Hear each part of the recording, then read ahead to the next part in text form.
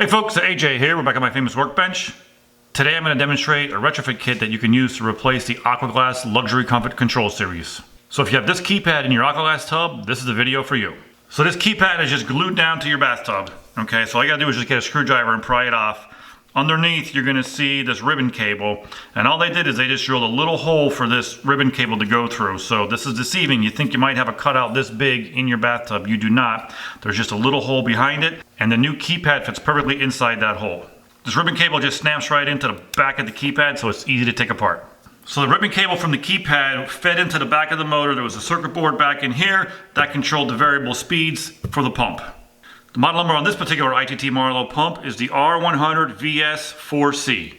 VS stands for variable speed. Alright, once you got the keypad and the pump removed, now you're ready to install the new retrofit kit. Let me show you how it all goes together. So the new pump that's being used in the system is a little bit smaller than the old one. The wet ends line up perfectly. They're the same exact size, so no plumbing needs to be done as far as that's concerned.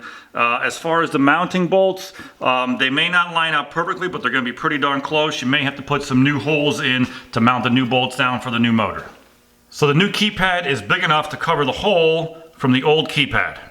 This is the keypad for the new control system. It comes in white with a chrome trim, and the face measures 2 5/16 across, so we'll easily cover the hole from the old button. This is a simple peel and stick button. You're just going to peel off the 3M tape that's here and then stick it down to the bathtub. Alright, let me give you a close-up of how the plugs go together. So you get an arch there on the pad itself, and then there's a little arch there on the plug end. It's a 4-pin connection, so make sure all 4 pins are inside of the plug. Slide it in, and you're good to go. Alright, now that the keypad is plugged into the control box, let me show you more about the control box. Control box has a male plug that'll go into your outlet and a female plug that the pump will plug into. It also has this bonding lug. Make sure this control box is bonded to your house. Okay, now that we have everything plugged in and powered up, let me show the function of this button. On the left we have the power on-off button.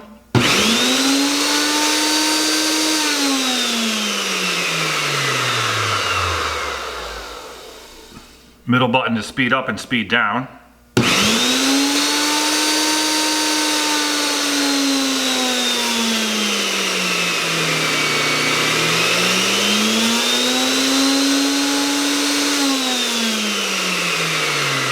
And the broken circle button on the right hand side is your wave and pulse mode.